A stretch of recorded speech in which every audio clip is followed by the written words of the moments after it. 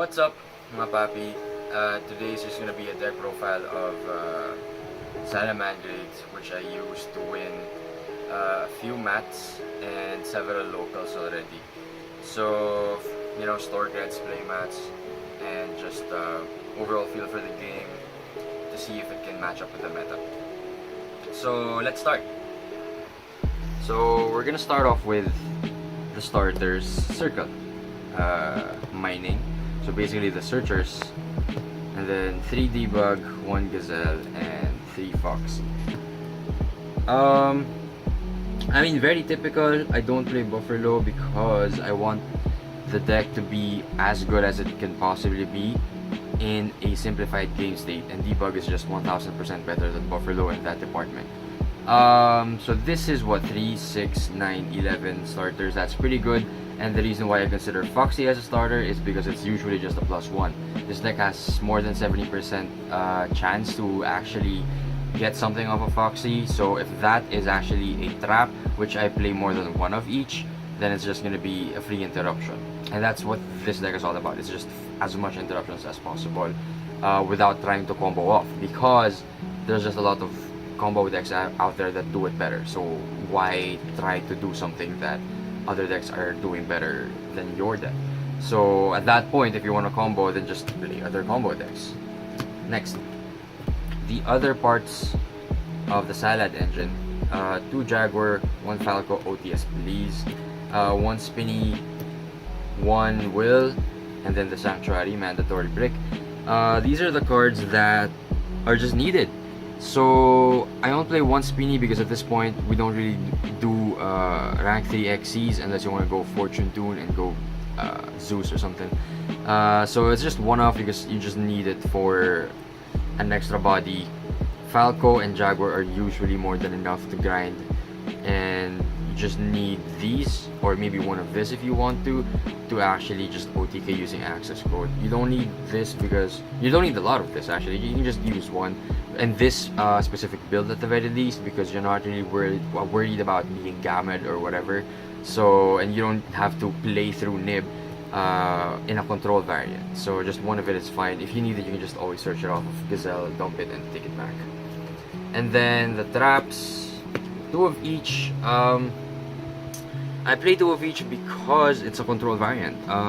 It's okay to open it in the starting hand, and it's not like the deck doesn't have hand traps so that you're gonna be always dead going second, because it does have room for hand traps still. Because, it's Salamangreat, it always has room for hand traps.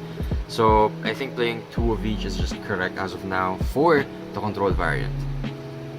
Next, the spells: 3 desires, just the best extender in the deck because it gets you to more interruptions, or if you brick, which you most often than not really don't, then you can just try to get something from the deck, and at the very least, at worst, this is just an Ash bait, and that in and of itself is still pretty good. And then I main decked Harpy's Feather Duster here because in the locals that I'm playing in, there's a lot of control decks. Like even in the meta right now, there's a lot of control decks. There's only really 2 really good combo decks as of now that are very apparent. It's just Virtual World and Drytrons. And yeah, so Harvest Feather Duster is really good because there's a lot of Zoo and Eldritch stuff roaming around. And then for the best part of the deck, in my opinion, the traps: 3 Solemn Strike, 2 Warning, 2 Torrential Tributes. For me, this is the best part of the deck because these are just inherent interruptions. Now obviously, if you get these in your starting hand, or if you hit it off of Foxy, then they're obviously going to be interruptions as well, but they're not inherent in the sense that you need a link monster for it, or in the case of Salamangreat Reach, you need to, at least if you don't have a link monster, you need to be able to pitch a monster from your field or your hand to the graveyard to be able to do a trident type effect. So yeah, these are really good because they don't need anything. You just slap them on the field and they're just live interruptions. Yeah, so that's why I play these. Torrential is extremely good in this deck because you have Salamangreat Balings to protect your field or your salad cards, and you can replace this with Needle Sealing if you want, but I prefer Torrential Tribute as of now. For the hand traps, this is purely a meta call. Ghost Ogre, 2 Ghost Ogre. I've been flip-flopping between maining Ghost Ogre and Ghost Bell because it just depends on what I am expecting in the locals. It could either be there's a lot of numeral players in the locals that I'm playing in, so this is in the main deck, and I'm usually flip-flopping between Impermanence and Ghost Bell. So this is most of the time just in the main, depending on the people that are going to be playing. Ash Blossom is really good. It's always just really good, you know, like helps against Dragoon. If you don't have Ash and your opponent just activates Red Eyes Fusion, you can always just Warning. So that's another reason why this is really good. So yeah, Ash is just generally always a really good hand trap. And then Impermanence. Again, it's just a meta call. A lot of people in the locals still are using Verte Anaconda to go for Dragoon, so Impermanence is still pretty good. Yeah, again, it's just a meta call. If I'm gonna be expecting a lot of Drytrons and stuff like that, then I'm just definitely gonna be maining Ogre, Meister, and then siding maybe Cycle Leaders or stuff like that. So again, it just depends. So that's it for the main deck. That's 40 cards in the main. Let's go over to the extra deck. In here, there's not a lot of spice. It's mostly just the typical extra deck. So for the extra deck, typical salad lineup, 3 Balinks, 3 Wolf, 2 Heat Leo. Some people have been cutting Heat Leo to 1.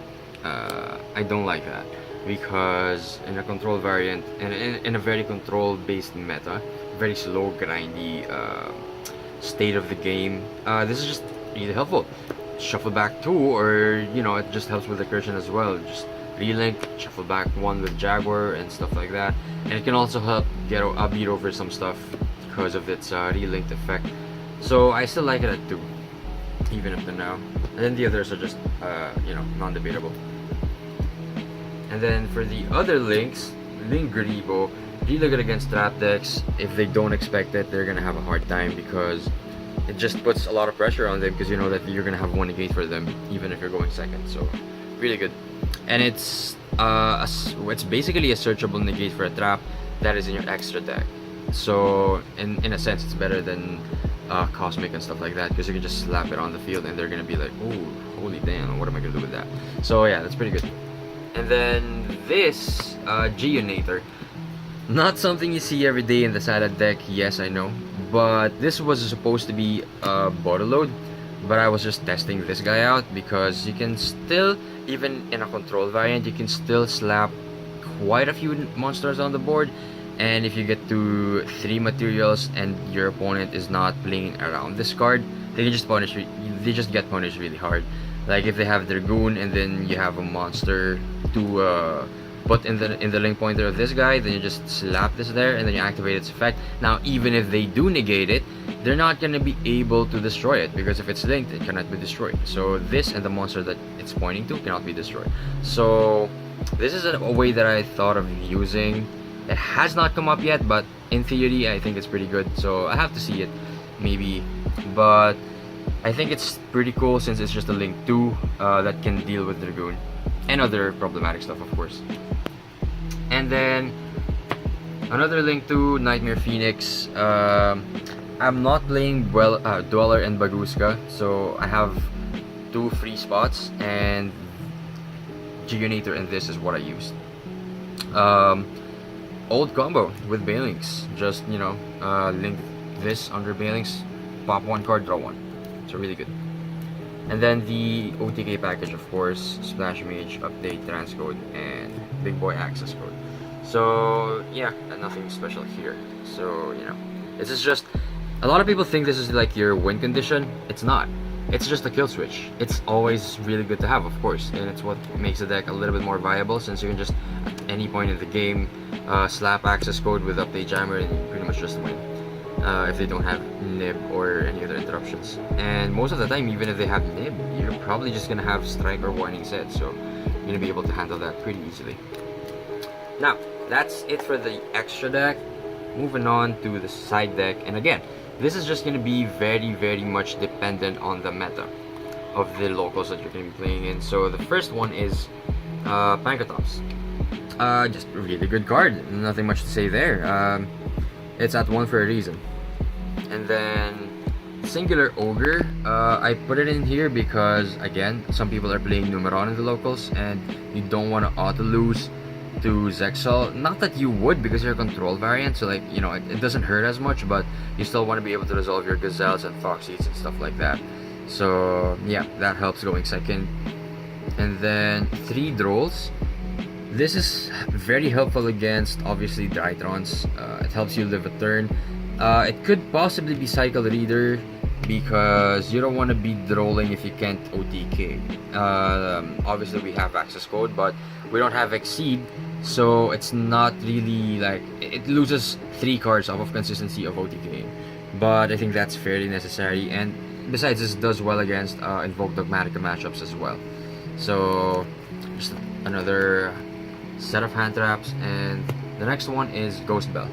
Yeah, really good. If you've ever faced Rhydons, you just put this in. Again, could be Cycle Readers. I don't have them yet, but I would soon. And then, yeah, it's really good against a lot of other stuff as well. Let's say, for example, Ice Dragon's Prison, you can just Ghost Belt that. Huaquero, you can just Ghost Belt that. And at your Servant, you can just Ghost Belt that. A lot of things you can use Ghost Belt against. So, really good.